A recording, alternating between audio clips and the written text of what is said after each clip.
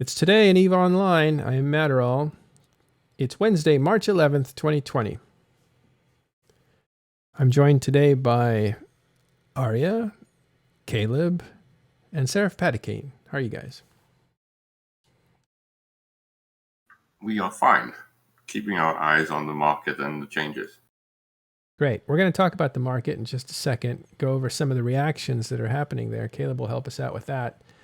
First, we'll take a quick look at what's going on in the game as far as statistics. So we'll do our usual roundup of most violent regions, and I don't see anything on here that is jumping out at me. I think most of the action for EVE Online today is looking back on the last couple days in wormhole space. So a lot of that won't be recorded in these statistics, where you had one of the biggest wormhole groups attacked and possibly had their stuff destroyed. It's called an eviction, although they're not actually evicted from their hole, but all their equipment is destroyed and looted. So that happened to TDSIN. And then you had a counter eviction for Hard Knocks. The counter eviction was friends of TDSIN attacking the people who were attacking them. And that would be Hard Knocks and Inner Hell and Laserhawks. Those were the attackers initially. And Hard Knocks, one of those attackers, had their base or system attacked yesterday. So later we'll find out more about that. But that's where most of the action has been. That's super interesting. We do know some movements. Oh, go ahead. Didn't Goons also pile in on that? Oh, they did, but I think they got destroyed pretty quick because they jumped over to the wrong Fortizar. They flew over to the wrong Fortizar and were destroyed by the structure. Its defense systems blew them up in their tiny ships. Yeah, both the Goon fleet and the Horde fleet did that in the Fortizar timer in TD-SYN's system. It's kind of funny and kind of sad at the same time, because if you're destroyed in a wormhole, it's different than being destroyed in known space. In a wormhole, you're ejected if you're potted. If your escape pod is destroyed, you're ejected out of the system, and you got to find your way back, and that's very difficult. It's especially difficult to do it quickly. So a loss of all those pilots is kind of a big deal. On the other hand, maybe they didn't get potted and they were able to free themselves of their ships, dock and get into a different ship. I don't know how that went down, but yeah, I was in the Horde fleet for that, and I just got potted pretty much a couple seconds after my ship blew up by the Fortizar defense system. Oh, really? Oh, that's terrible. So this is speaking just now as Gorgoron Masao. How do you say your name? Gorgoron Musu. That's what I said. Yeah, so you were in the Horde. Close enough. Yeah. Yeah, so I think Goons brought a Jackdaw fleet and Horde brought Goku. And and from what I've heard, both of our fleets got destroyed because they got fleet warped to a Fortizar with an active PDF. Yeah. So I feel this is a good balancing feature. The frigate wormholes are very hard to roll now that we've made those changes to the activating your micro warp drive after you initiate jump through a wormhole. But the equalizing factor is to use them, you have to use small ships, which makes you very vulnerable, like PDSs. Yeah. And then two fleets got destroyed. Normally what happens is that you come into a wormhole in whatever ship. The smaller the better, because you can get into these frigate wormholes. But then you fly to a structure, you land, and you switch into a ship provided to you by the people that are that you're there to help. So in other words, TDSIN should have a bunch of extra battleships to hand out to Horde pilots and to Goonswarm pilots. And they probably did, but it sounds like they warped to the wrong structure and were systematically destroyed before they could even do that. But I don't know. I thought it was kind of interesting.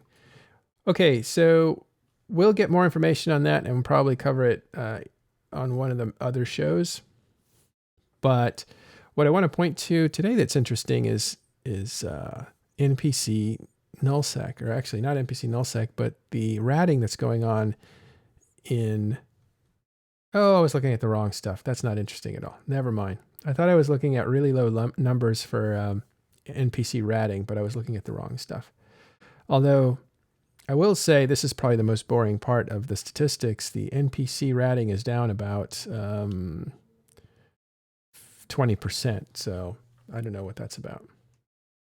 Everything else to me looks rather normal as far as destruction, and I'm not going to go into all this stuff because we have to make this short, and I wanted to get right to the more interesting stuff.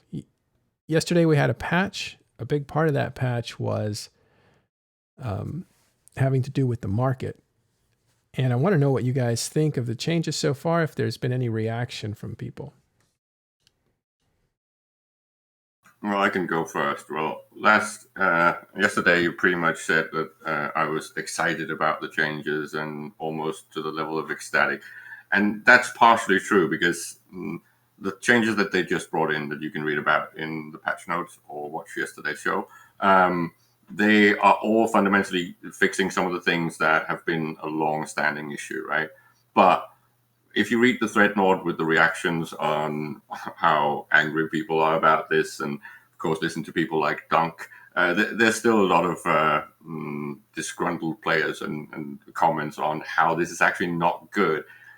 I think the fact that they are fixing something that I felt was broken is good. I do not think that this is the best way that they could do this, and I have argued this for quite a while. And I'd just like to run through what I would have thought was a better solution that would have gotten to the same result, or at least a better result. I think what the CCP really needs to do is go in and fundamentally change the way they price services. So something like broker fees and something like structure service fees like industry slots. What we need is basically a two-part cost system where you have a flat fee and a percentage, right? And where you can then modify these two prices according to activity or needs. So basically, what you would end up having is a dynamic system that are negative feedback. So when there's a lot of activity, say in JITA 4.4, the flat fee, so the initial fee, which might start at something like 1,000 ISK, right? That fee goes up all the time, exactly in a similar manner as rental fees went up on office slots in JITA 4.4, right? You need something like that. So it gets more and more expensive. But the other part, the percentage take, needs to go down at the same time and vice versa. So you get this effect that to trade in JITA, you need to actually have big value stacks compared to elsewhere, right? So you don't necessarily disincentivize trade, and you still allow competition, because then you can have a modification fee that's a lot less impactful than what we have now. So I think CCP needs to look at the actual model, because the model is antiquated and old. And this is, of course, using real life broker fees, because that's how you pay when you buy stocks and shares through your bank, right? You have a flat fee, and that flat fee is usually dependent on how much activity you have. So how big your portfolio is. So you get it cheaper and cheaper the more activity you have. And then the percentage take is pretty much what they benefit from. They can lower that while still actually making more money. This is how a brokerage should be priced. And I think having a feature like that would also make it a lot more fun to be a structure owner, because then you can turn all these knobs when it comes to pricing, and you would end up having a more interesting variation in services from player to player. Yeah. Any of you other guys, have you guys noticed what the general mood of marketeers is? It's panicking, right? I don't know if Area from Suri wants to comment, but what I noticed is that it looked like everyone had yanked a lot of their orders Monday, just to figure out what the market was about to do. And then a lot of that activity then came in Tuesday, late afternoon. So for a while, it looked like most things in JITA had been yanked, at least on things like raw materials, but it all pretty much came back. And then, of course, The important one is that Plex trade has completely slowed down because now you don't have the whole penny bidding war anymore. You don't have the leapfrog. Yeah, the volume looks a little bit lower today than it did. Am I looking at the right day? Moving average, where's the volume? Volume is 1.2 billion basically. Oh, that's interesting. Well, what I've seen is people saying, hey, trade is dead. Nobody's trading anything. There's no new orders and that kind of stuff. And somebody wisely said, well, yeah, marketeers usually sit out a few days and let things kind of settle and then try to figure out where to come in. Yeah, that's what they do. Yeah, I have no interest in, sticking my neck out for at least a week, if not a month. Right. So I would, I want to see what meta develops. As I said on previous shows, I am a casual marketeer. It is not the profession that I chose. I don't double down on it. So I've until now been able to take advantage of standing orders when that is most likely no longer going to be the case. So as that casual marketeer, I don't have to engage just yet. There are serious marketeers, people who move stuff around, like a lot of stuff that's really needed and necessary. And those people are going to engage now, and they're going to define the meta. And once I see this develop, and once I see how the crowd behaves, then I can engage as the more casual marketeer. And basically, we just have to wait and see, at least for over the weekend. I think you will see the normalization on volumes traded. I don't think, as I've said already, I don't think volumes were going to change in any meaningful way due to these changes. What's going to change is the competition and how market actually operate. Yeah. Well, you're right about the volume, at least on Plex. It's at 1.2 billion, let's say. And before that, it was at 1.4, 1.5. So it's definitely taken a pretty good hit. I mean, that was about a 15% drop. Well, I mean, I would wait and see for like a day. I mean, the spice must flow. Right. Like if nothing else, the Plex will not stop. And what should happen, and we talked about this yesterday, we're expecting to see some sort of increased granularity. The number of stacks on the Plex market should increase because you don't want stack sizes that are so big that you can't do modifications. So you're most likely going to end up seeing a lot of order sizes that are around the volume of a day's volume at an absolute maximum, because you want to be able to compete. So the number of orders should increase, and the volume should then finalize at the same level. What we may start seeing is, so I've said in the past that so since Plex can be made to appear anywhere safely at any point in time, that is going to be the first item that we see taking up market positions outside of the forge. That's going to be the seed item that sets up these new markets. It's also going to be the item that people are most likely to continue selling now. And I think that what we might end up seeing is, as you said, large stacks are unwieldy. You can't change them. You don't the update feed. So what we may start seeing is like stacks that are based not on what people bought, but what people spend in Plex. So right now, I buy the Xplex package and I throw that as a stack up on the market. But since the change, maybe people are going to start selling Plex in piles of 390 when there's a bunch of skins available, or 500 all the time for subscriptions, etc.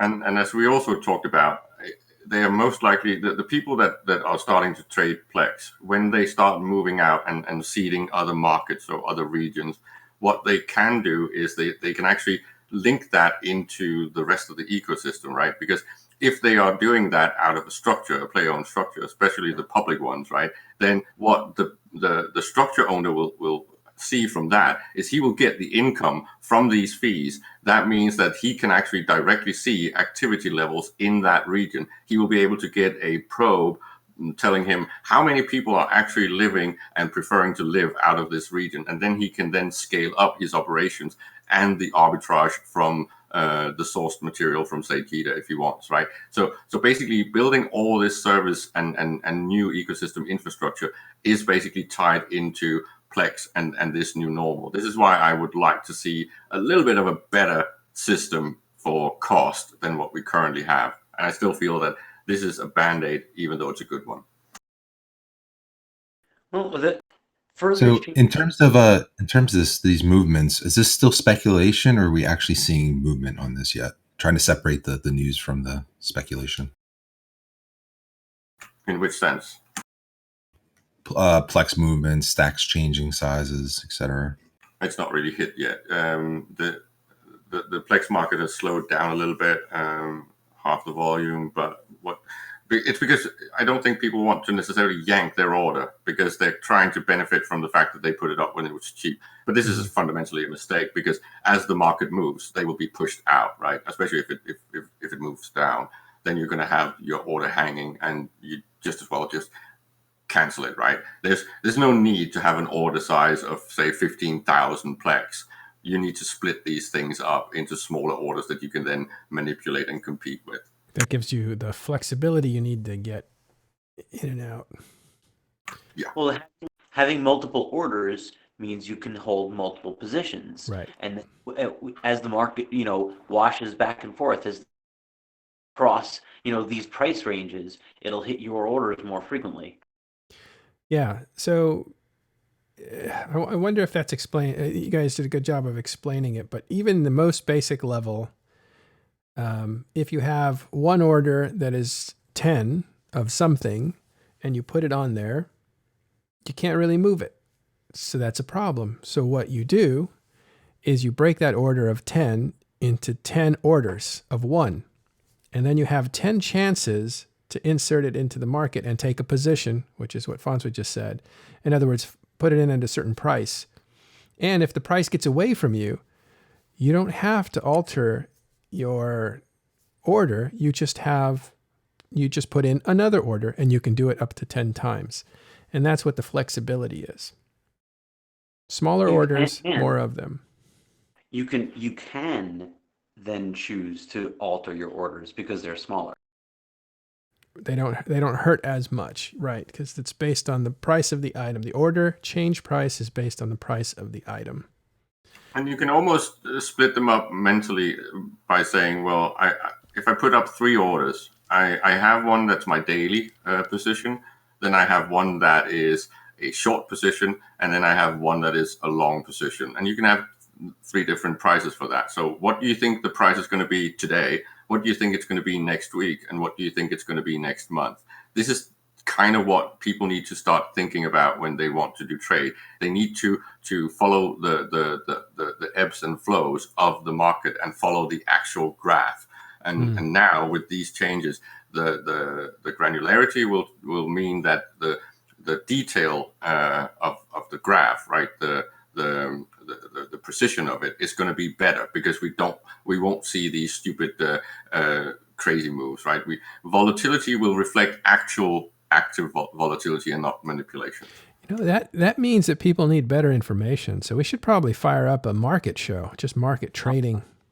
Looking at you, Lich. Caleb hit on something that is... Well, Lich does wealth gathering, not necessarily markets. But Francois, what were you saying?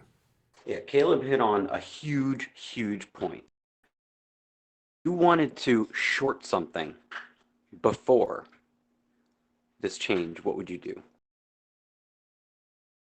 I would call someone and borrow their stuff, and then I would sell it and cover it later.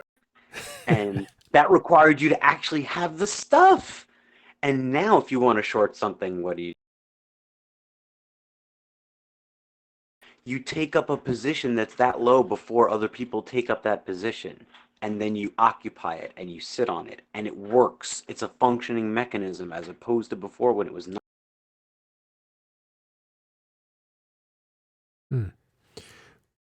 Maybe. I don't know. Let me just bring in a question or a comment from the chat here. And this is Nanak, who says, Or you could just unsub and play another game, which is his way of saying like, this is no fun. I'm taking off to play a different game. Where can you go? To people that have huge issues with these changes, I'd just like to tell them all that the kind of gameplay that you had before when it comes to markets might be moderately fun, right? Because it's a little bit griefy and taking advantage and, as I call it, skipping queues and stuff. It's fine. That can be fun. I used to do it a lot myself when I was nurturing my 300 orders times 5. But anyways, the point is, real market speculation can be 10 times as entertaining. It's a lot more cerebral, and it's a lot more social, because then you start having these collusion opportunities where you can sit there with a group of people, and you can do group manipulations and all the things that we used to have in the past. And it's a lot more fun than what we have had for the past 3 years. The market game is now far more stratified than it ever was. There are more tiers available, and real knowledge and real capability in real markets really shows in the game much more than before. Before, it was very accessible, and idiots like me were able to make a killing. Yeah, I was going to say, you don't consider yourself a trader. You're somebody who dabbles in the market as kind of an amateur, let's say. Yeah. I was getting over on people, and I shouldn't have. So this really nerfed you, and it doesn't seem like you're upset about it. Or are you?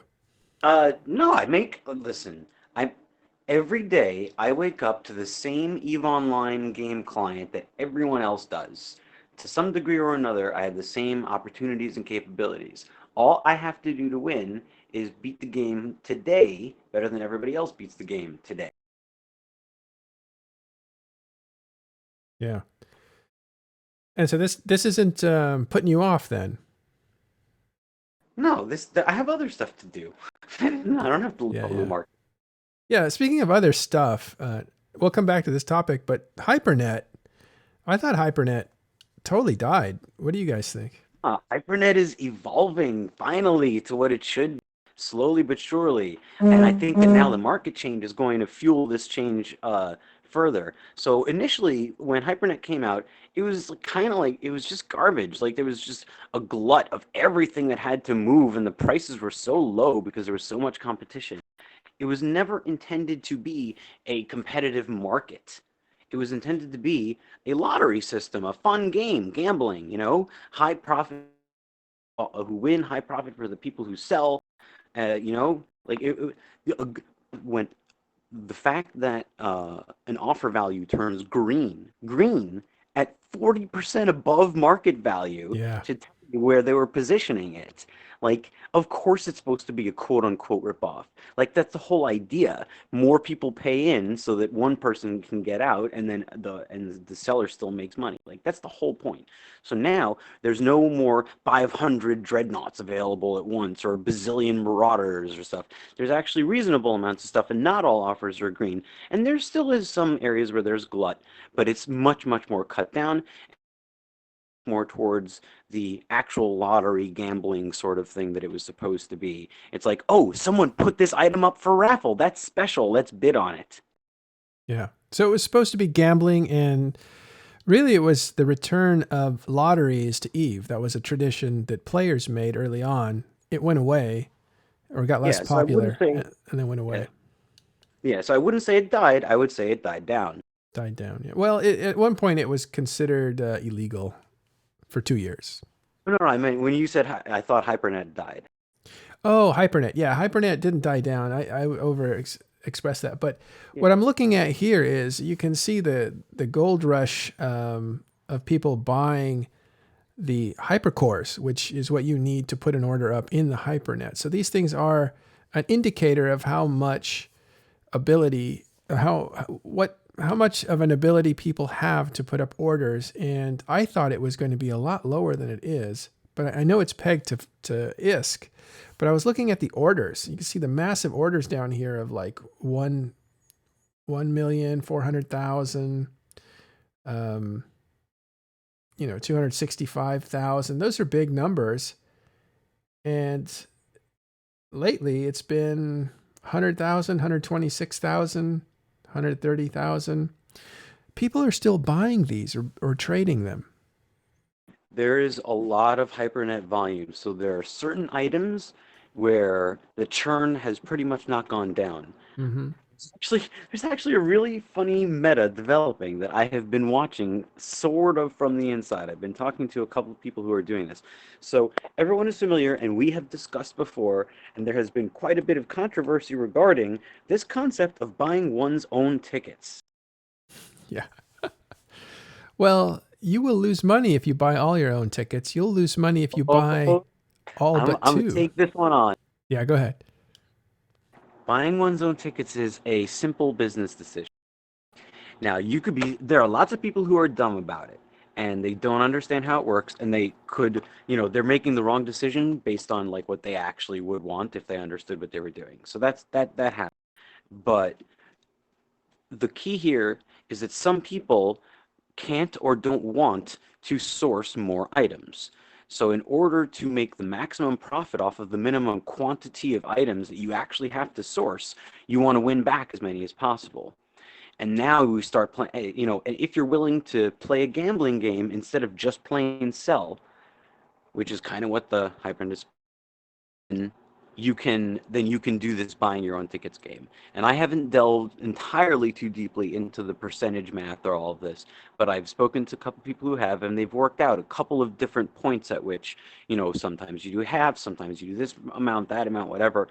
And based on different expected outcomes over a long series of HyperNet offers, statistically speaking, you can really be the house. You really, really, really can be the house, and buying your own tickets allows you to control the game.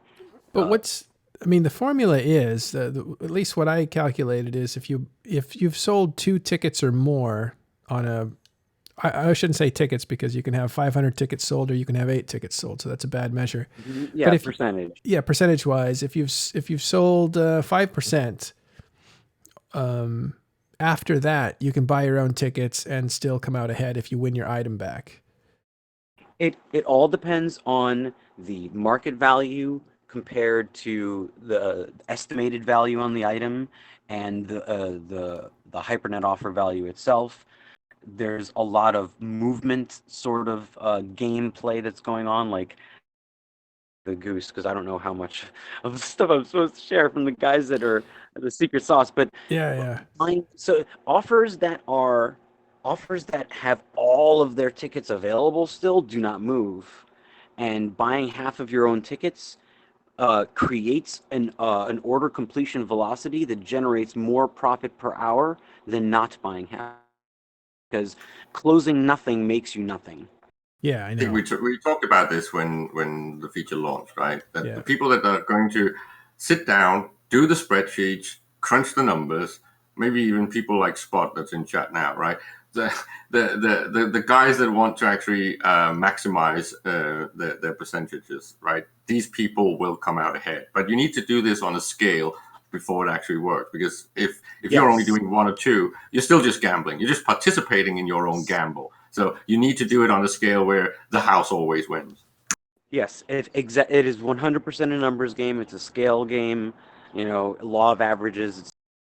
Yeah, and there are still people buying and selling on there. Then HyperNet, it's slowed down, but it's what is it now? Well, you can see on the volume of the calls, right? That should be your indicator of how much is actually going on. That's what surprised me. I think an interesting part of this is that this also ties into structure owners, right? Because if these things are sold out of a player-owned structure, and if the thing is run out of a player-owned structure, that adds even more utility to the structures and the structures owners. And this is why I think many of these changes we're seeing now will eventually put the people that have structures in the game, especially people like TTT and that whole HiSec Blue Donut, the income stream that they're going to get from that is going to be proportional to, well, maybe not as big, but it's going to be similar to what we had with the casinos. But this time, there's actual assailable wealth in the game, right? Now you can actually aggress against these things, and you can have wars and conflict arising from them, right? They will, I hope, start raising their taxes, because once they get the breaking point, the critical mass of activity and users, they don't have to compete on the low percentages on fees and price for services, right? They can actually raise that and make it a convenience tax. This is what I talked to Araya about a little bit yesterday. This is massively going to increase the structure owner benefits. Yeah, this patch is the sneakiest patch, because like nothing changed that day. Nothing. Everything that changed that day was very, very minimal, normal patch day bullshit. But over the months and weeks and even years that follow, we're going to see slow burn change that that really, I think, sculpts the face of the economy based on this. I think that, see, Dopamine started the week off saying a tweet saying this is going to be an exciting week. And in nullsec, I think a lot of players meant moon changes. In fact, all yesterday, as different time zones logged in, the common question, what did they do to the moons? And the answer is, oh, not yet. This is why, in my dream scenario, the structure owners in HiSec should really be publicly owned organizations where you have economic reports coming out, so you could actually see what's going on inside, right? Because right now we can't see. We will not get the information on what the income stream is going to be for TTT and similar stuff, right? That's only going to come out if it leaks through the channels, right? So it would just be interesting to see if anyone has the balls to actually consider starting some publicly owned groups and figure out how to crunch the math on the risk and payments to mercenaries. I love all that imaginary play, because you get a chance to practice real life skills in a non-tense environment. In other words, if you lose a bunch of money, people aren't out of their homes and stuff. But you can't have it here, because what you don't have in EVE Online is a law enforcement system.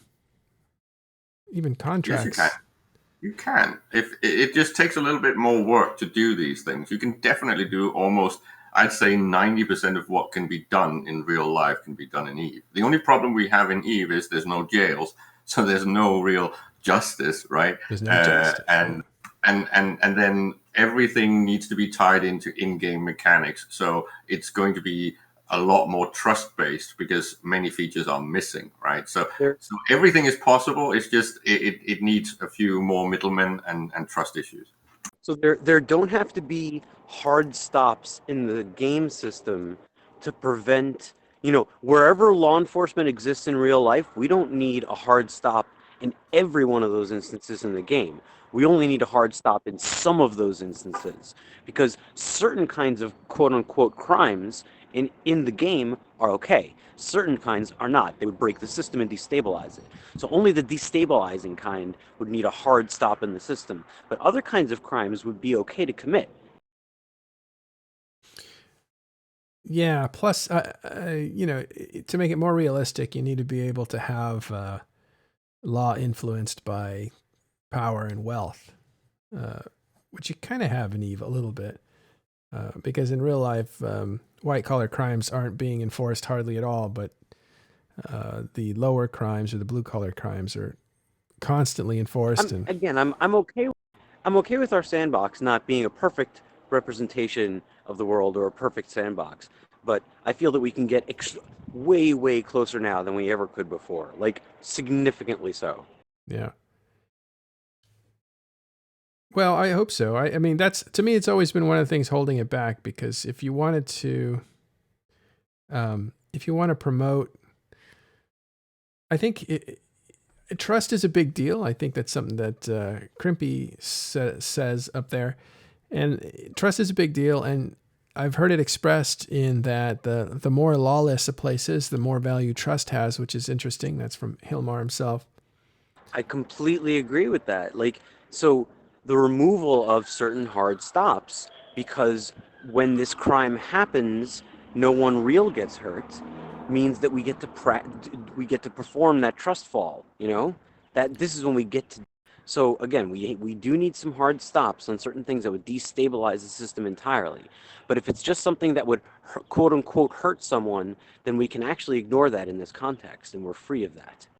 And just to give an example, when Francouz talks about hard stops, it's pretty much pointing to the fact that if we get these defensive features coded into the system, right, or give CCP the responsibility to police things, this doesn't really reflect real life in any way. In real life, you have boiler rooms, right? You have these pump and dump activities. You have scams. You have fat fingering. This exists in real life. So every time I hear these people coming in saying, oh, we would like things to be like real life, but we want to be protected against scams. It's like, well, you're not protected against scams in real life. What you need is consequence. What you need is something like an organization that does the auditing, someone that backgrounds check the people that are offering these things, something like a blacklist that says these people are known scammers, and then maybe even following up and finding all their alts and what they're doing now, right? This is why it all ties into things like the Cribber effect, right?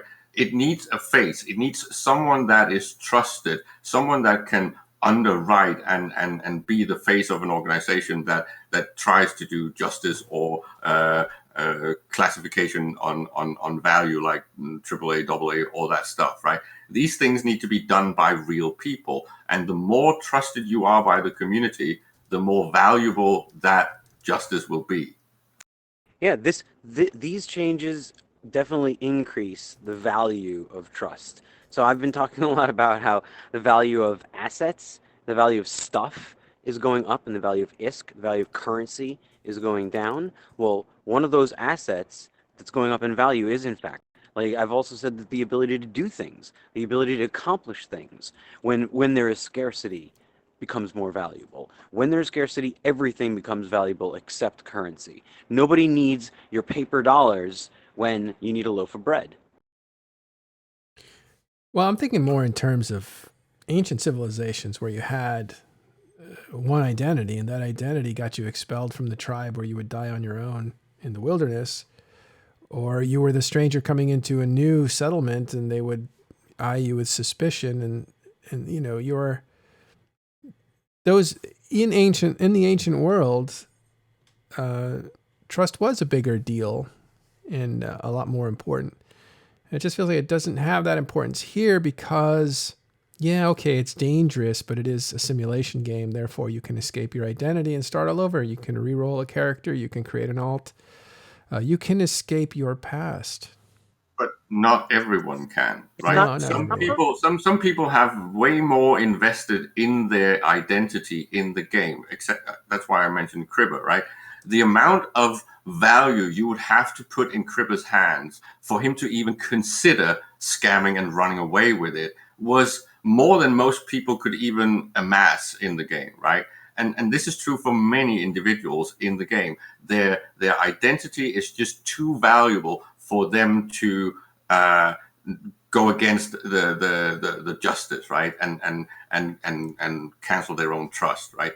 It's just, this is called rep grinding in the secondary markets that I've been part of since almost day one. When people came in and started offering loans or trying to have to get credit, all of these people would be background checked and they would have to stay around for a while to actually grind their reputation and become trustworthy, right? And then it was always the standing joke, oh, this guy has been around for 9 months. He's just around the point where he is done with his rep grinding. So now you're going to see him do one massive scam and then run away and biomass his characters. And it was almost always true that we knew almost in advance who was going to do this. Yeah. Yeah. And now, does that gameplay, like, does the loan, the banking system, like, we've heard about banking scams, but, like, do these systems still exist now? Or has trust kind of been devalued because there's so much safety, there's so much glut, there's so much wealth, everybody has what they want, and everything is sedentary. But I think that the scarcity and the market changes and everything will see the return of the trust market. This cracks me. It definitely will. One of the defenses that people have had has been Oh, I just missed that. Has been that people merged your real life to your character. So people will meet in real life to say, let me check you out and make sure you're okay. Not everybody can meet in real life, but what they do is they say, well, I need to talk to you on comms so I can get a sense if you're actually who you say you are and that sort of thing. And what spies will do is they'll, of course, pose as females. And to sell it, they get their wife or girlfriend or friend to get on comms with the people they need to convince. And that one conversation is kind of like a stamp of approval. And forevermore, that character is considered female legitimately. But it's someone heard it one time. Yeah, because somebody heard the voice one time. And I've seen that happen all the time. In fact, somebody who was supposedly a female showed up to a Talking in Stations midweek report, and you could just tell was completely unaware of the game, but it was a female voice because somebody was trying to use their, again, girlfriend to pose, and I thought that was kind of funny. I think the female voice mostly gets you begging benefits. It doesn't give you rep grinding in proper markets. It's not going to give you like several hundred billions. It gets you shockingly far in a lot of EVE Online communities. It's distressing.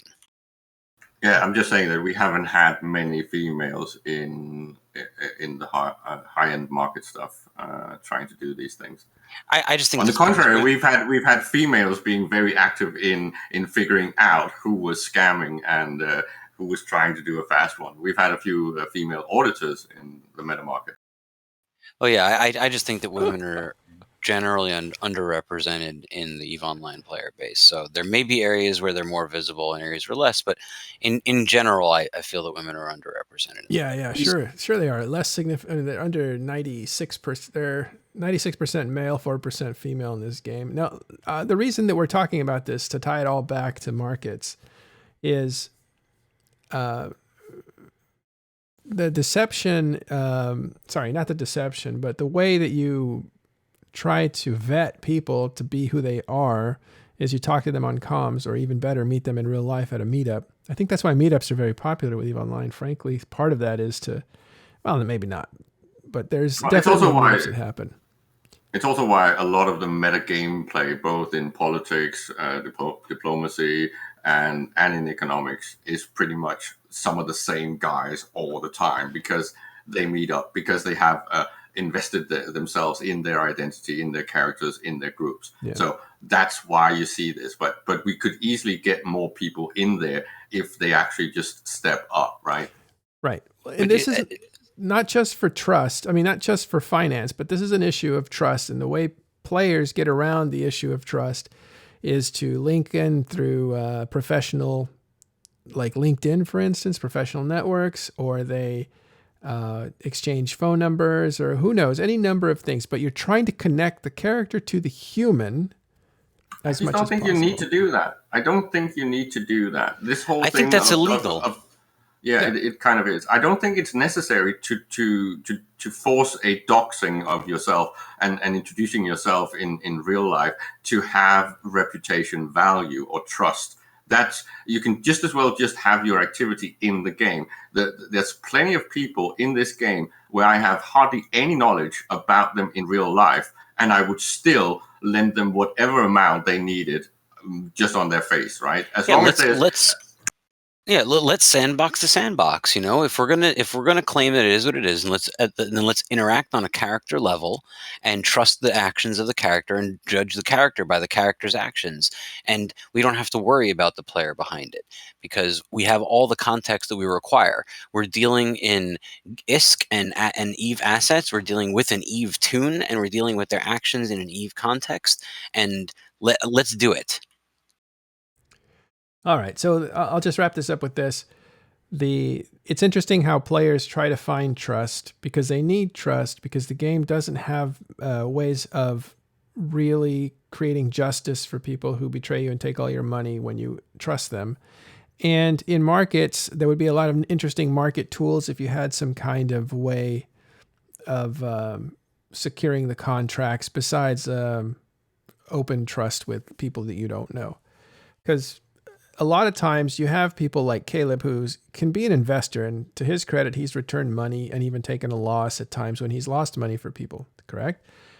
And Yeah. there are lots of people that are not like him that essentially say, yeah, I'm just going to take this money anyway. It was a scam all along, and they relabel it and reinterpret it after the fact. They intended to do something good. They failed at it. So they say, I always intended to do something bad and steal all your money. Aren't I a genius? And that's... Yeah, it's the classic Ponzi scheme thing, right? A lot of businesses does not start out intending to be a Ponzi, but because they can't actually deliver, they burn out, and then they pretty much bait and switch and claim, well, they do the Texas shooter thing, right? They say, oh, I always intended to scam. And most people that know them will know that that's a lie. That's just a cop-out because they didn't manage to actually deliver the promised business. It's funny. It's almost like a hierarchy of shame. I'd rather be a devious, untrustworthy person than a But failure. successful. Yeah. Sure, absolutely. Rather be a successful scammer than a failed businessman. Yeah. Oh, absolutely. Yeah. Are we talking about Trump again? I know. How do we get Right. to real life so fast? No, this is classic. I meant to do that. Yeah. Or a failed diplomat, like with the judge. Right. Well, he wasn't a failed diplomat. He was, again, that trust was built on, quiet talks late into the evening about things that they had in common, the GigX and the judge, right? They bonded through the internet, through talking. I don't know if they were ever in front of each other at the same place. I don't think so. So even at that level, you're still able to jettison... and I don't think he was a failed diplomat because he arranged deals that GigX would break through. What was going on there was a misalignment of what the judge was trying to do and doing, and what GigX always does, which is to fight, even if it's your friends. You're going to pick the fight over the alliances. He's the opposite of what's going on in EVE right now. He's the archetype of, no, I'm a tribal chief and the tribe goes to war because that's what's fun and that's what we're going to do. And so he messed up a lot of the work that Judge was doing. And then there was some abuse in there, not the stuff that was broadcast, not only that stuff, but apparently a history of abuse. And the judge says that's what caused him to essentially heist everything that was there and sell the Keepstar, the headquarters of CO2. And essentially then that was one part of the big blow, right? To steal from a corporation. I think it was one of the biggest heists ever. But the big blow was the reaction that got the leader banned, and that killed the alliance. And it's just classic internal shenanigans, right? All groups are at risk of something like this, these internal splittings and people backstabbing each other for different reasons. This is also why I'm so happy about the fact that that these changes might bring back the top level income to organizations, because it's when there's a lot of money on the table and these people are sitting around handing out control and power and wealth. That's when you get the risk of having a point of failure where something can suddenly explode and split, right? So you're going to see this. It's going to start happening. I still say that I am predicting that the HiSec Blue Donut is going to fail eventually. I don't know when, but it's going to fail. And then you're going to see potentially a HiSec-based war. Yeah. Also, I'm really hoping something like that happens. To Victor there, I want to say that he says the judge just betrayed his own teammates, and of course, there's no getting around that. There's nothing noble about taking all the money that your team has put together, taking it for yourself. And he did make some speech, the judge, on his way out, saying, I'm just stealing from the leadership. I'm not stealing from the actual players. Contact me and I'll do something nice for the players. I don't know if he did anything for the line members of CO2. And I've never heard him actually have done anything for them.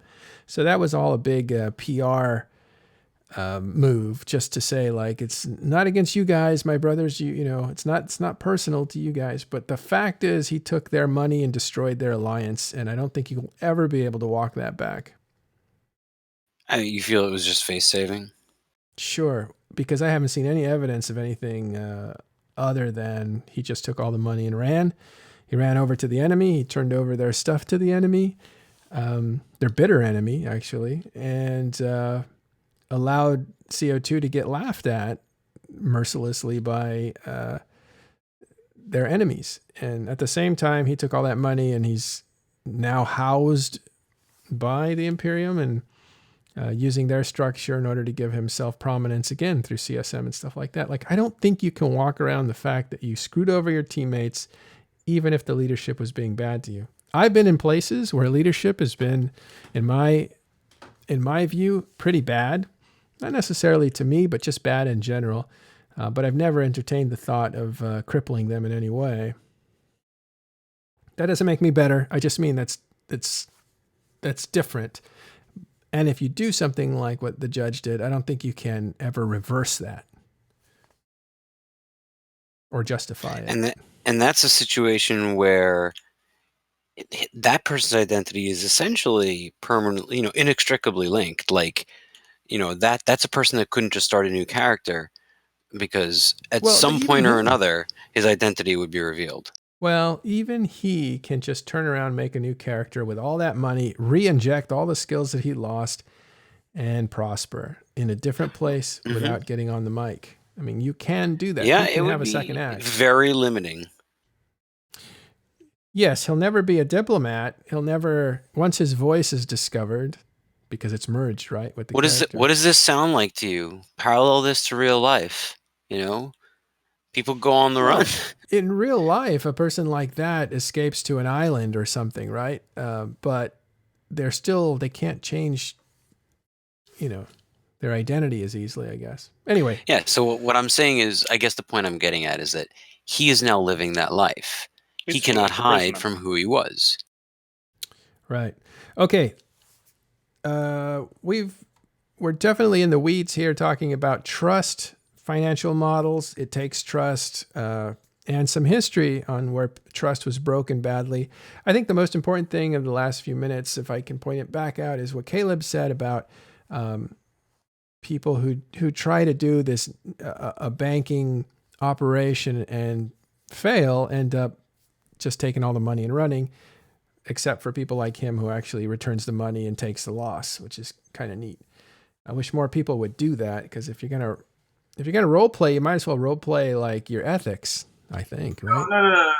No. Actually, it's not about ethics. It's about how I value my current identity. If I burned my identity by scamming these people, if I ran away with $1 trillion and said, "Fuck you guys, I'm just keeping all the money to myself," I would never be trusted in any business in the future. So this is not me being ethical at all. I'm being selfish. He's being prudent. I'm banking on the fact that my reputation and the fact that I did this will eventually bring me more business in the future, or I will still be able to look people in the eye, right? Because the alternative is that I completely burn my identity. And this is why I brought up Cribber. People that are invested in their identity in Eve and how they play Eve, so the even the role play and the persona, these people will keep to that forever, because otherwise they might as well just biomass and fuck off, because you can't play the game with the people that you like and you like to play a game with if you have burned your identity. This is also why goons never diplomatically have failed on a promise, right? Because if they did, you could no longer have diplomacy. They understand that at the core of any relationship is trust. And there are certain relationships that are absolutely required.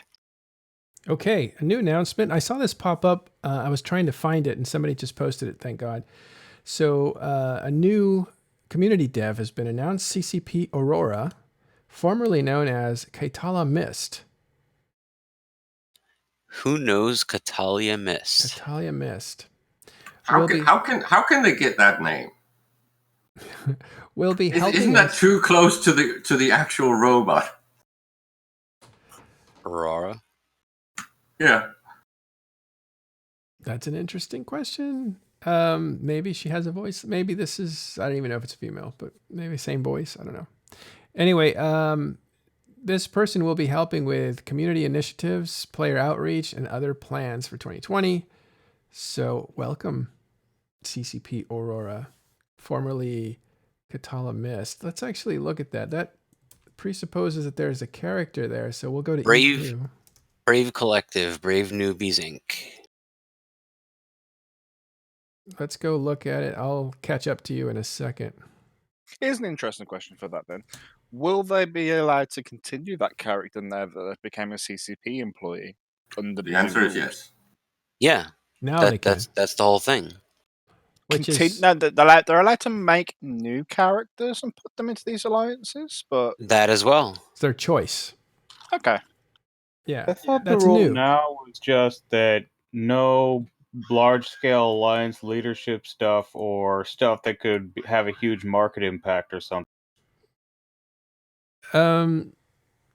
Yeah, that's Well, let's put probably- it this way: Rise can play Kill 2 if he wanted to. We still need him to go on stream with Kill 2. I want him to go on stream with Kill 2. They don't. Bad. They don't want the devs dominating the game. That would be disaster. But they do want them to play the participate. game, and they can even play it visibly, as long as they're not, I think, dominating it. That's the unsaid guideline. So Catalia Mist was from Brave Newbies, from Bourville, which is a big corporation in Brave. Actually, Bourville's jumped around all kinds of alliances, but congratulations and good luck with the EVE community, Katala. Or now Aurora, CCP Aurora. Let's see what some of the reactions are. Well, Dopamine says, we're super excited to have a new member of the team and could not hold the excitement. As a community developer, CCP Aurora will also be heavily involved in the community, and it is appropriate for everyone to know that they can reach out with questions or feedback. I'm trying to see if there's anything here in these first comments.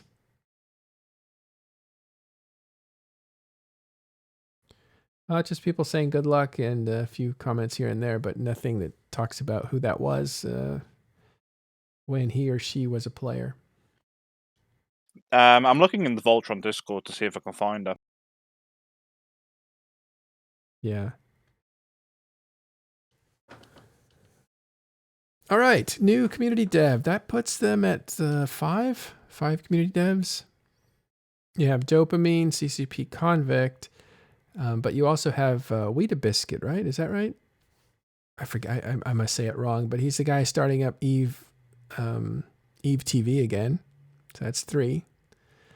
And I think Spider is part of the community team. If not, he's transitioning over to it. So that's 4. And this would make Aurora the 5th CCP community dev.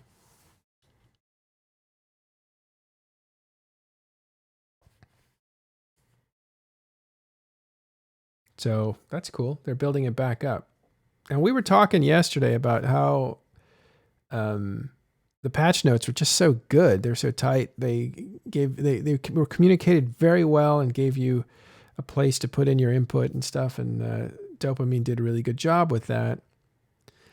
Now remember Dopamine's beginning, right? He was the guy that basically banned Brisk. And we thought, oh, that new guy's in trouble. He's in big trouble. But I don't think it was him that banned Brisk. I think he was the one carrying the message. But we thought, like, what an auspicious beginning.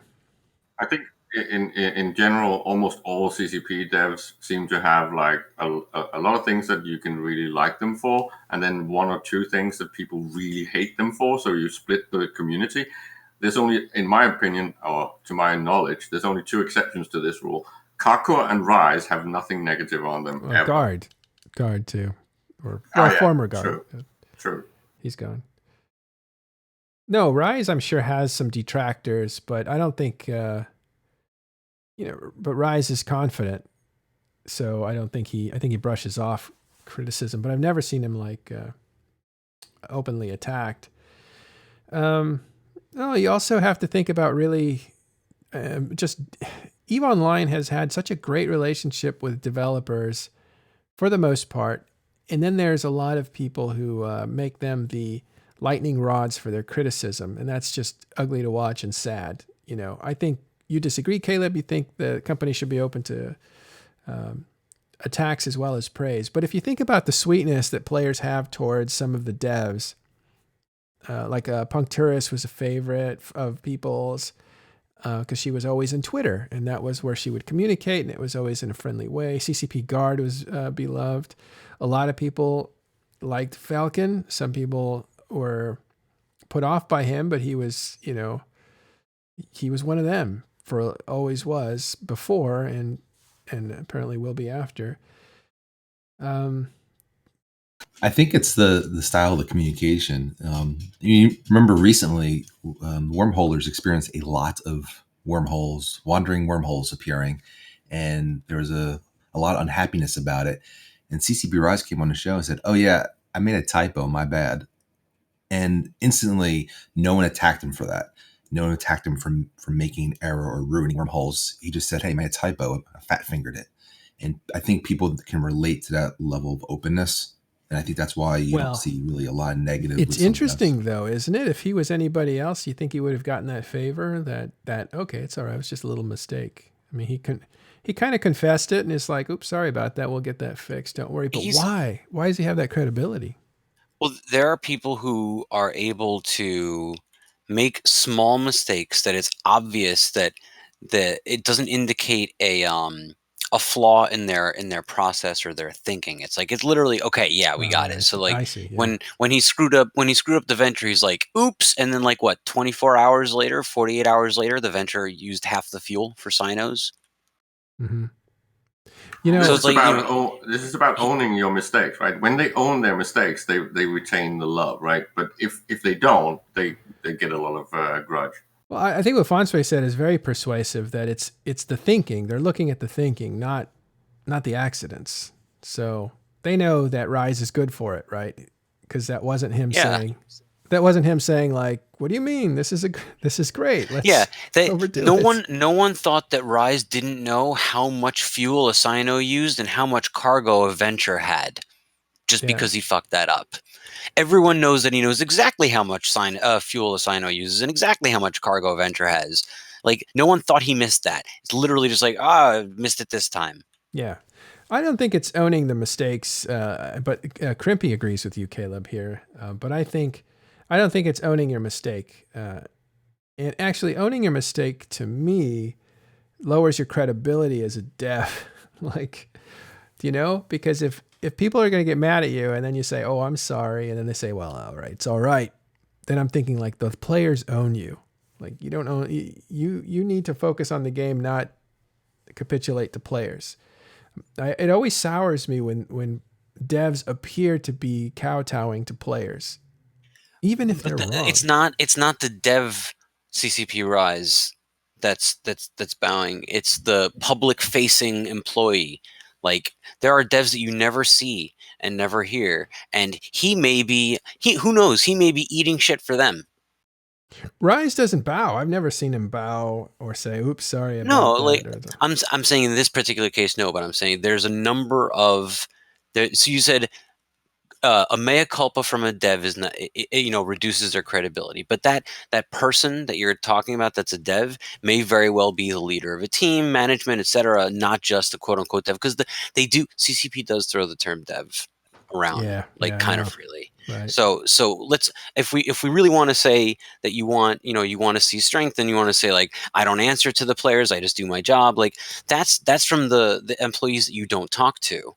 And the ones that you do talk to are the ones who are they're the ones where the buck stops, and they're the ones who are apologizing. I don't know. To me, it seems like the devs that are effective. I'm actually on a limb here, but are the ones that just have credibility about a thing. Like, they have a track record. They know the game. They can talk and out-talk players of the game, but they have a ton of credibility. And then everything else is kind of like, whether they are listeners to the players or not. Like, I feel like all that is just secondary. Like, the point is, for me as a player, I want to know that you're smarter than me, that you can outsmart me, and that you can build a game that's going to keep me entertained and surprise me, and that you're going to do it without listening to the guy next to me, because I don't want the guy next to me to shape the game. I want to compete against the guy next to me. I don't want to compete against the dev.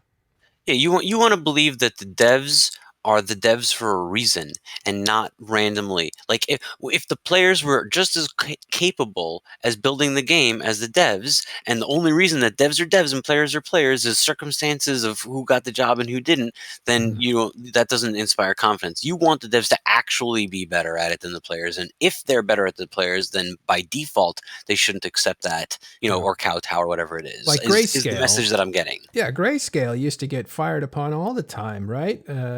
But I always looked at him and said, "This guy can outsmart me. Let him build the game." Right. And I get it. But there is a balance between what you said, which is valid, and still at least taking ideas and input, because ideas and input come from everywhere. I just think that Matterall is borderline religious when it comes to these things, because he's almost putting the devs in a role of being That's what it God sounds like. You're yeah, right. they're God, over, right? over the game. That is exactly what that, it sounds like, Caleb. Yeah. But we know that they're not, and we know that they make mistakes, and this is why the mea culpa is so important, because that gives you absolution, right? And then you can go back to being at least a demigod, but they're not gods. They are fallible. I don't want them to be mortal. No, I don't. And this is maybe gets too metaphysical because Rezek says it right here, but mistakes are made. And I disagree.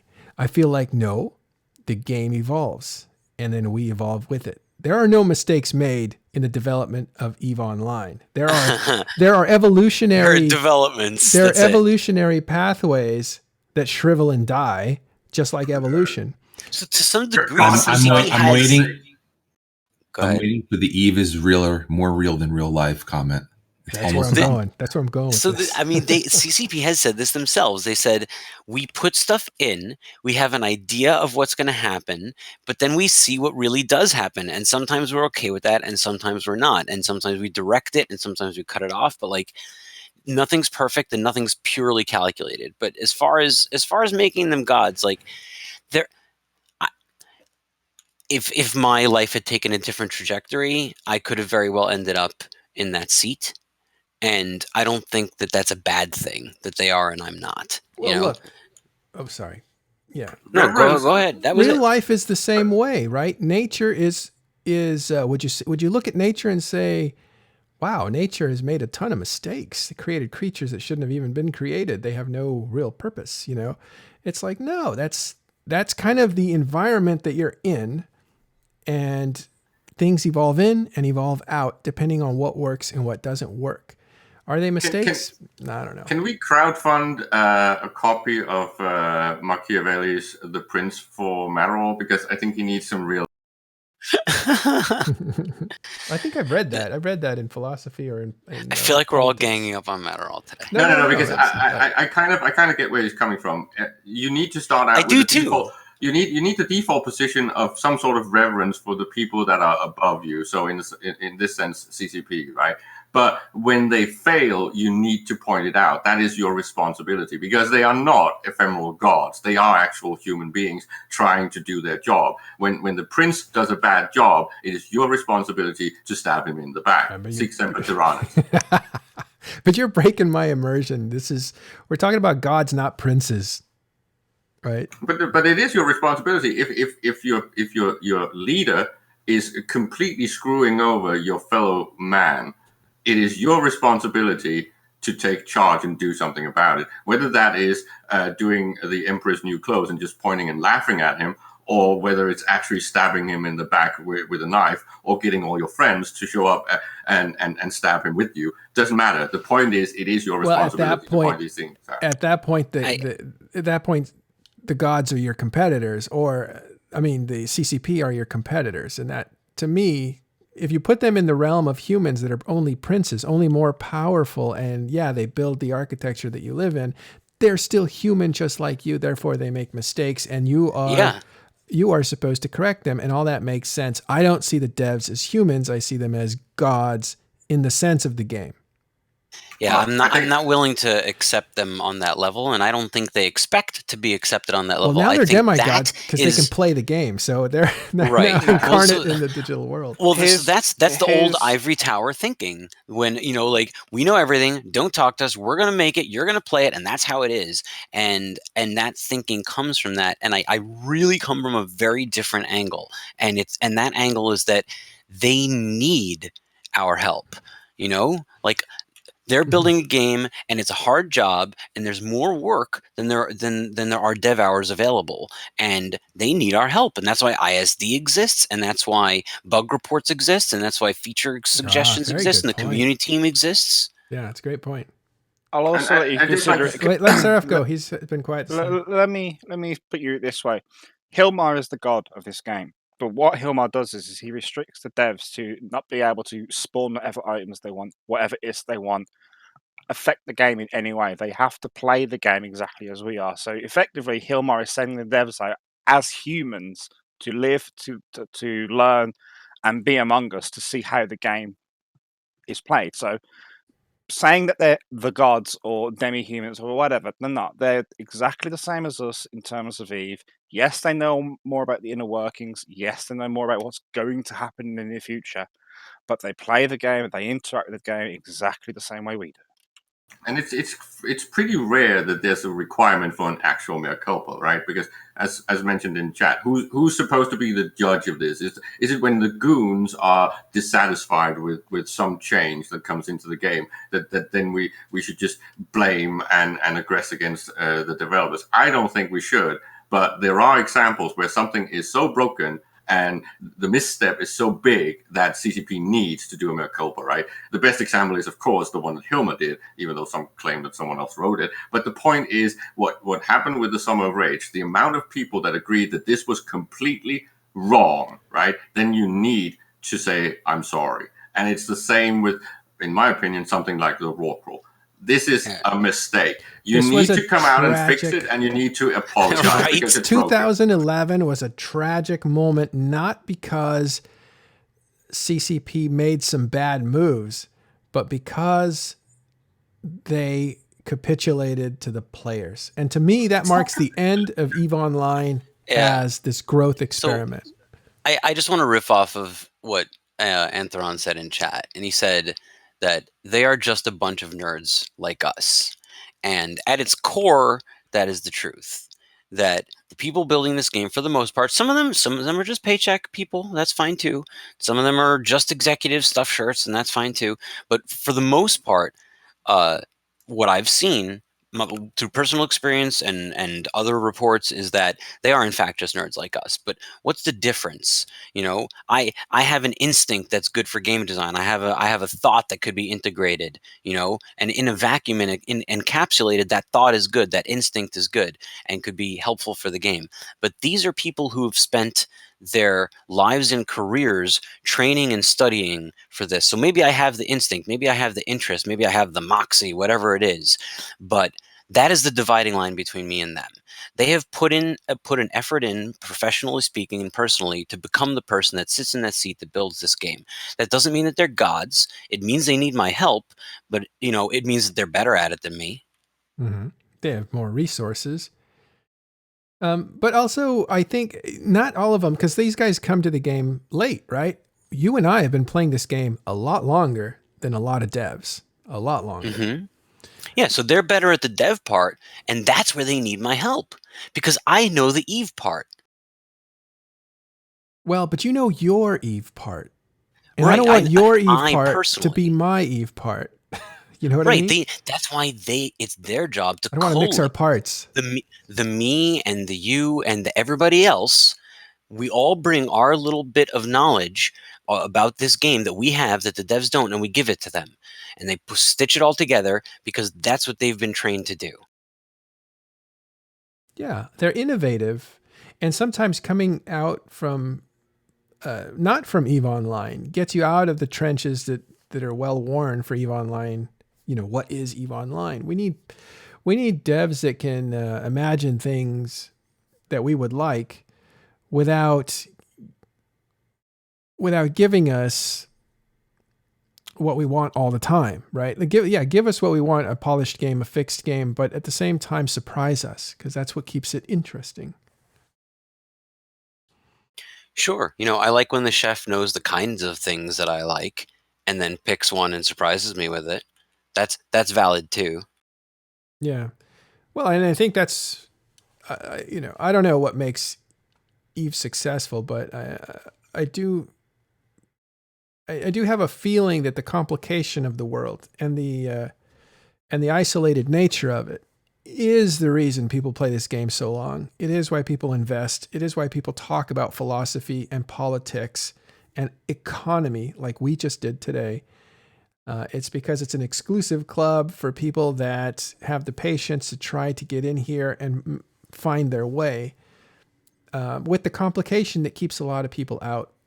And if you look at any cult classic, that's kind of what the characteristics are. It's like, wait a minute, I understand this, I think. And they stay with it. And then when they connect with other people who like that same movie, they're on the same wavelength. I want to say Omeka says something in chat saying giving Omeka. players what players want kind of brought us to this point, Citadel's, Rorquals, and Sov system. And I agree with his point in that the players know the game really well, probably better than a dev in their area. But when you take a mechanic and you start adding to the holistic view of Eve and how things interrelate, I think that's where you start leaving player realm. You start looking at more about world building. You might have an idea like our Sov system should be farms and fields. And we do have farms and fields, just not, it doesn't plug into how we all enjoy the game. And I think that's the gap. We have the players know the information, but someone has to know how the puzzle pieces fit together. Do you like where we're at? Are we all happy here? I think there's been a lot of where we're going, right? They are going back to focusing on the bottom, right? Right. The things that Araya just said. These are the things that CCP should govern. The other things, individual players will know more, and if CCP wants to tweak those things according to the overall vision, they need to talk to that type of player so as to not over nerf or over boost anything. Of course, sometimes the bait and switch with over boosting and nerfing is actually healthy. I think Fozzie has done a lot of these when it comes to ship balances, where you want something to be utilized again that's been completely fallowed. Well, how do you do that? You overboost them, and then you see a reaction, right? So sometimes these changes are good, like shock boosts, right? But fundamentally, ideally, CCP only should turn the knobs a little bit at a time, and then make sure that all these interconnected reactions is pretty much what drives the game, because then they are the true janitors. They are the true servants and toilers of the earth. Let's take on this question from Antheron. Did anyone actually ask for Rorquals? Because if I recall, it was just Fozzie's backwards ass effort, because he was told something with the Rorqual, so he just had to make them OP, and that was that. Nobody actually asked for it. Well, the idea with Rorquals, though, real quick, with Rorquals, the idea that a capital mining ship should be something better than a subcat makes sense. That's a concept we can all get behind in general terms. Now, when you compare the Rorqual to how the anomalies worked and how the throughput was far more than a subcat, looks like they were tuned too high. But when you look at Rorquals as a replacement to the old moon mining, if I were to break down how many hours it takes to moon mine in the old POS system, it's less than a Rorqual. It's almost like the Rorqual is not buffed enough. If I'm thinking about just moon mining, it was to escape the when they wanted to remove the off-grid boost and all that stuff, right? To still give it utility, they over tweaked it, right? They made it this huge numbing mining platform, and I think that was mostly to entice them to come out of the POS shields, right? And actually be used on the field and have a role, but they just did it wrong, and then they never turned it back. It's exactly like in other games when you over tweak something and you get this complete OP situation where it becomes the cookie cutter and no one else can do anything without it. But they changed the nature of the ship. Go ahead. Araya described the issue really perfectly. He said that So it is at once the Rorqual is both too powerful and not powerful enough, because it does some things that are entirely too good, and it does other things that are not as good as the POS, that preceded it. And the reason is that's the broken resource system. That's not a broken chip. They're trying to make the ship fit into the system that doesn't have a slot that it fits in. Yeah, we'll see if it stays broken after some scarcity shows up. I think that views of Rorquals will change right now. They're kind of, now after being OP for a long time, they're trash, but they were only OP because there's so many other characteristics that allowed them to be OP. The Rorqual would not have been the Rorqual if you couldn't get into it fast and if you didn't have safety of being saved all the time. That was, to me, those two things were what made that thing a problem. And the fact that it's the infinite fountain, right? If your faucet is open, the big cup is really useful, but it would never have become a problem without these infinite spawning anomalies. The Rorqual would have just been a utilized ship for mining, but would never have broken the ecosystem, right? The fact that it then has the panic module, which is completely a mistake in my opinion, just adds to how abusive it becomes, right? And this is where the Rorqual should have been split into two ships, because you should have had the Rorqual with the boosts and the panic module to protect your subcat miners. But then you should have had a separate ship that was a capital size Exhumer or whatever. That was obviously the next logical step up. Not this all-in-one magical wonder thing that, does everything, print your taxes, whatever you want it to do. And this is where a lot of CCP's failings come along is they'll buff something into relevance again. So where the old Rorqual, you'd have one in a POS and that would be it, and then everyone else would be in barges. Now you have, people running fleets of 30 plus on their own. So this is where CCP falls down, is they buff things into relevance again, so much so that everyone jumps on it.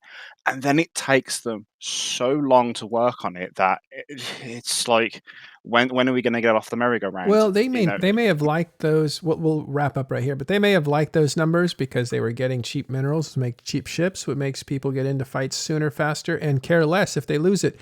In one sense, they were rigging the game to move faster and be more exciting, which is probably what they wanted to do, which is why they didn't nerf it back. The opposite is going to make things more valuable. Therefore, people will think twice about losing them, and maybe it slows down PvP. And in a year, maybe we're talking about how, hey, PvP isn't. And this is what I'll say then is that PvP was slowed down. There's been design changes that CCP have made in the last 12 to 18 months that have dramatically slowed down the ability to fight wars, the ability to have PvP fights, that render all of these things that the Rorqual was meant to do completely moot. I'd just like to say that one of the things that Seraph just said, I completely agree with. It's the fact that it should have been split onto two platforms. I think this would have been a perfect chance of splitting the Orca and the Rorqual into two very specific individual functions, right? So you could have had the boosting and the defensibility on one, and the actual mining on the other, right? So you would have had two ships that would both be equally utilizable in the actual meta. That would have been amazing. And I still think they should consider doing something like that. I always liked the novelty of the Rorqual before, where it had a clone bay and it could be used as a mobile mining platform. And it also had boosting capabilities, which gave it that force multiplier effect. They totally switched that to a single ship that just does a ton of mining, essentially, because that's how players wanted to use them. And in my opinion, they really should have, with the Rorqual and with all capital ships, treated them, and I said this long before Arendis did in his article, but they should have always treated them as mobile platforms that you lock into place. When it goes into its industrial mode, like that should be something that's there for a few days, that sort of thing. So you can move around like a lumbering whale. It's an RV, right? What's that? It's like an RV, a recreational vehicle. Yes, exactly. It's something that you drive to a location and then you put it in some sort of flex mode where it's basically able to then utilize all its added features. It's also why I think that they should actually have building slots on them, right? So you could actually have small scale industry going on when you're in the field. Yeah, they You should know, be the mobile homes. marine- Exactly. Marine resource extraction platforms are not built. They are moved. They build concrete pylons, and they have these crazy ships that lift them up and move them from one place to another when the oil well or the gas well is dry. Yeah.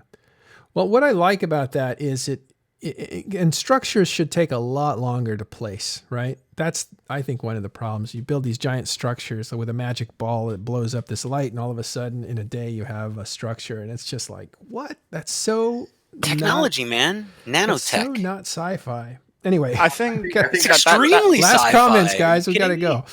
No, Regarding I that- think you're actually right, Merrill. I think there should be incremental readiness, right? Yeah. So when you stage, you do it in Mhm. different services come online at different times. So you don't just sit there and then wait for a certain number of times and then everything is ready. It should be in stages. I think that would actually be a lot more interesting. Yeah, like it constructs the hull and then the fusion reactor and then more nanites are there and and one service at a time comes Yeah. up. And you have to keep feeding it, right? You can't put all the ingredients in and walk away. Like, you Oh have to man, come back and feed it, and you have to build it over time, and it takes weeks, and that kind of a thing. And every keep star starts as a little baby ass.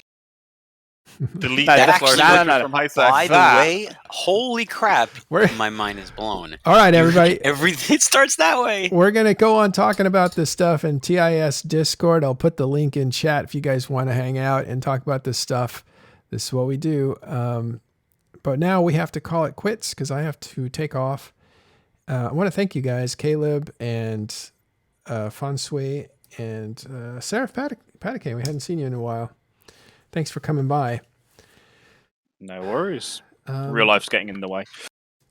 Yeah, real life's getting in the way. It always does. Yeah, although I'll tell you, I don't like going outside right now. I'm one of those paranoid people that's like, I don't want to get near the virus. So I'd rather not congregate. Let's go back, and I'm just going to find someone to raid to give you guys some more entertainment. I guess we'll do... Considering what we were talking about, we need somebody who's talking about that kind of stuff. But it could, you know what? We'll go with Torvald. He's always good. And There you Jebby's there go. too, or we could go Jebby, whatever you guys want. I mean, I have to rep Torvald Yeah, I because know, me too. He's I'm such a I'm great his guy. mod. He's a great guy, and he's so helpful at eVegas and stuff. He's just Yeah, that's right. he's good, He too. He's he was really good, manning the the guy. cameras. He made sure that we got all of our broadcasts and recordings. Yeah. All right, guys. Thanks. We're gonna raid now. We will. Why is this now ticking up? Okay. We will see ya tomorrow, I think.